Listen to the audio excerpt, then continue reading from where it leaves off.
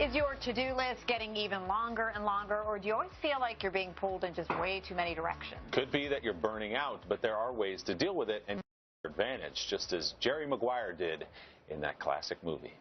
This moment will be the moment of something real and fun and inspiring in this God-forsaken business, and we will do it together.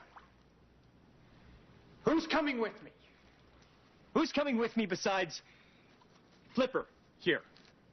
And you got one person to come with him. Not everybody can take Flipper and move on without issue, but here with tools to bounce back from burnout is Steve McClatchy. He's the author of Decide, Work Smarter, Reduce Your Stress, and Lead by Example. Steve, great to see you. Good, thanks for having me. Also one of 12 children, we should point out, which may have a lot. I'm the 11th, lucky 11th. Now we know why you're an expert in all these topics. Let's talk about burnout. How do you define it, and why can it move you in the right direction? Yeah, burnout is a word we seem to use when we get the feeling that we've been working too much with the things we have to do in life, and we're not spending any time with the things that we want to do in life.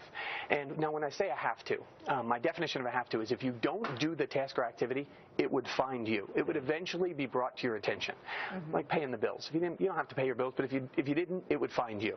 And tasks just like that, taking out the trash, doing the laundry, commuting to work, answering an email.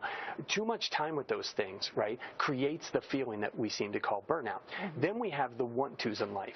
And they're going to be different for everybody. Things like learning a new language, getting a master's degree or a degree, going for a run, running a marathon, writing a book, going to a movie, going to a concert, things that we want to do in life. And these things would make our lives better.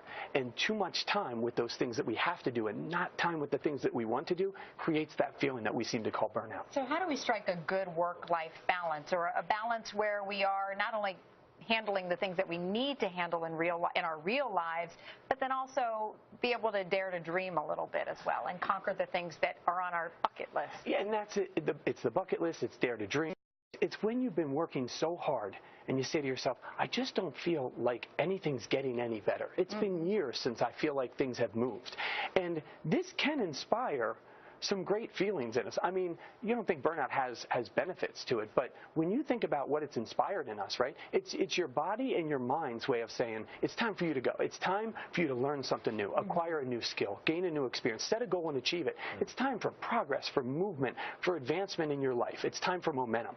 And that can be a great inspiration. If you don't do anything about it, right, you could end up in a rut, you could end up depressed, but if you act on it, it could be a great point of opportunity for us to pivot and make a great decision. And real quick, you say you want to mark your calendar maybe with improvement tasks, so that's time for those things that you are dreaming about doing. Yeah, the have-tos can fill your day. I mean, there's no doubt about that, right? And the want-tos are where we want to spend our time. So how do you get to them? We get them off the to-do list and we put them on the calendar. When they're on the calendar, that brings structure to the way we make decisions. Then we defend it, because you know the want-tos, the have-tos are going to want that same time. And now you accomplish it, you achieve it. Now you can go back to your have-tos with a sense of, I see them for what they contribute to our lives. So much to talk about. We're just getting started. Steve, we'll have you back for more. Thank you so much. Thanks, Natalie. Steve, thanks, Willie. Good to see you. Say hello to your mother. Okay. All right.